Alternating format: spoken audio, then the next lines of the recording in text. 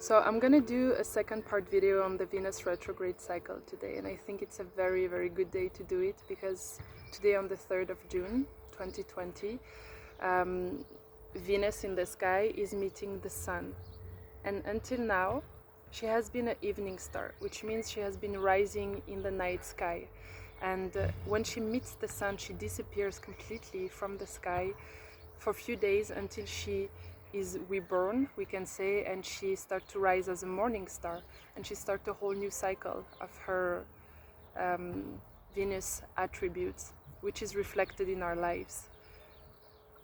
The ancient tradition were all observing Venus because she's so easy to see in the sky. So she was a famous star, and she was linked with several goddesses like Venus in the Roman, but she's also known as Aphrodite, I don't know how to say this in English, in the Greek mythology. But she's also linked with Ishtar in the Babylonian and Inanna, which is a famous myth that maybe you have heard about, Inanna in the Sumerian mythology and cosmology. There are other stories about Venus, and some ancestral stories talk about it as being two different stars, because sometimes she rises in the evening and sometimes she rises in the morning, so they would give her two names, two attributes, link it to two different energies. And even the Mayas has some myth connected to the planet Venus. So she represents, in general, when we talk about the energy of Venus, Aphrodite's, and Inanna, Ishtar energy, she represents beauty and fertility. And as Inanna, she is the goddess of sky and earth, heaven and earth. She brings dance, she brings the arts, she brings also all the mystery arts and wisdom to the humans. And she's very beautiful and very loved. And when she meets the sun in the sky, every 1.5 years we have a Venus retrograde transit, and she disappears from the sky. She is linked with these stories about Inanna descending into the underworld. And when she descends into the underworld, she needs to let go of all her possessions. She needs to let go of all her attributes, even of her mental abilities and consciousness, and she needs to completely surrender to death, basically. And she goes and meets in the underworld her sister, which name is Ereshkigal or Eshkigal. She has those two names, which is the queen or the goddess of the underworld. And when she meets her sister, it's actually a reflection of how we are invited during this cycle to go inside ourselves and meet these shadowy aspects of us that lays in the underworld, which means they are staying in our unconscious.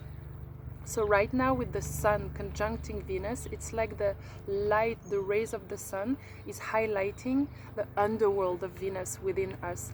And we are doing this death and rebirth process at the moment. So when Inanna, coming back to the myth, is in the underworld and she gets killed by her sister, and this is a very short summary of the story, which is longer if you want to study this myth. And when she gets killed, she actually has a guardian, which is her servant, which actually represents a part of our psyche, which is the protective part, the aware, the always aware and conscious part of ourselves that come and get us when we dive in those difficult places within us.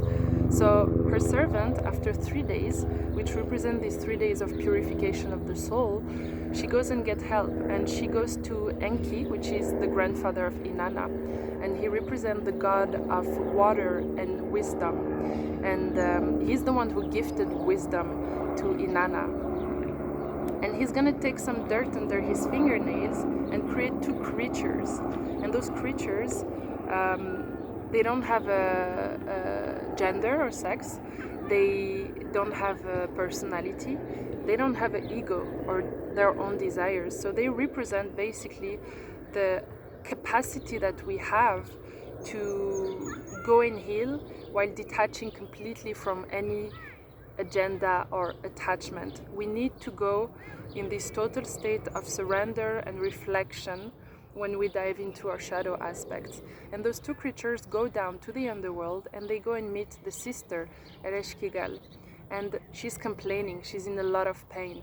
And those 3 days where her sister was dead, she was feeling all her pains even stronger and enhanced. And she had pains in her body, and she had pains in her soul, in her heart, which also represent for us this process of, you know, when you dive into your shadow, it's usually uncomfortable and sometimes painful. And this myth is teaching us that we need to pass through that phase in order to reborn more whole. You know, you need to feel it again, in a sense. So those two creatures arrive to the sister, and they start to reflect to Ereshkigal everything that she's saying, you know, and she's complaining, oh, my inside, oh, my outside. And the two creatures are repeating to her, oh, you're inside, oh, you're outside, oh, this hurts, oh, this is ugly, oh, you are ugly, oh, you are worthless, you know. And everything she says, they repeat it, and they mourn with her, and they cry with her. And what happens is that the sister feels recognized, she feels acknowledged, and she's surprised, you know, to receive this compassion and this just reflection. So she feels heard, and this is what these parts within ourselves are asking us, you know, just simple, pure recognition and presence. And in present, to thank those two beings, she grants them any wish that they have, and they retrieve the body of Inanna, resuscitate her, and she can come back up to the surface, and she reclaim her, you know, goddess of the sky and heaven and earth title and place. But she's reborn anew. She's reborn purified. She's reborn with more knowledge, you know, because she has the knowledge of the underworld. And in order for us to be balanced and to be whole, we need to be aware of what's happening inside of us, in our unconscious, and we need to go and reclaim these parts of ourselves in order to be reborn more whole for a new cycle to begin. And in exchange for her coming back up, she needs to give another life down to the underworld. And some passage of the story happens, and in the end she gives her husband, which is human, and he needs to go into the underworld in the place of her. And this just simply symbolizes that we need to keep a part of awareness always alive down there. You know, we need to keep some conscious of what's happening down there. We cannot just go dive and then come back and forget about it once more and keep on storing and creating new shadows.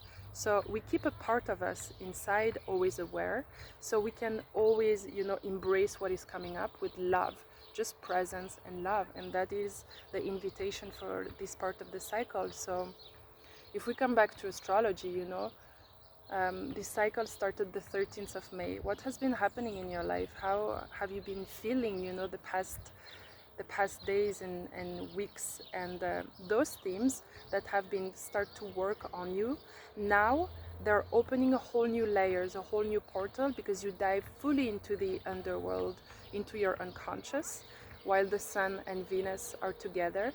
And then you receive more perspectives and more understandings and more messages and sensations. There is a big opportunity and portal now for healing. Anything linked with Venus, like I talked about in the last video, concerning your self-worth, concerning your value system, how you express your desires and what you like, and how you relate to yourself and to others. And while we dive in the underworld, it's not only to see our pains, but it's also to retrieve the desires that we rejected. So what are the desires that you never allowed yourself to express? You know, maybe because you feel ashamed, or you feel some guilt about them, or some fear to fully, you know, step into your power. So all of these things have the opportunity to come back up to the surface, so you can resurface in a new Venus cycle more whole.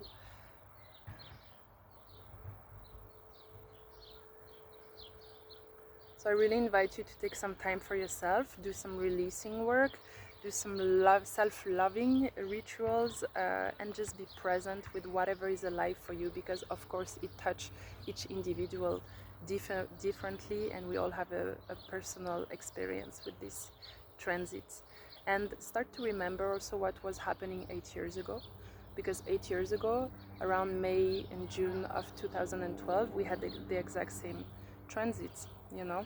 So we're closing an 8-year cycle right now, and whatever in those themes needs to, you know, die and release and decay and transform back into this soil of darkness, we are invited to do that, so we can rebirth a new aspect of us, of our own expression of Venus and Venus in Gemini, to start a whole new 8-year cycle. So it's like a new moon, but it's a new Venus, okay? We're in the dark Venus, and we're gonna start in a few days the new Venus. So what are your new intentions? How do you want to be? Who do you want to be in this new cycle? How do you want to express? What is your truth? What is your new value system based on who you are in this present moment, you know? Maybe you need to re-speak, re-express how you want to be in your relationship. Really take this time, because you're anchoring foundation for an intention to, and seeds to grow for the coming 8 years cycle of Venus. So I'm gonna finish here and see you later for another video, and have a beautiful, beautiful time. Enjoy this transit. Lots of love.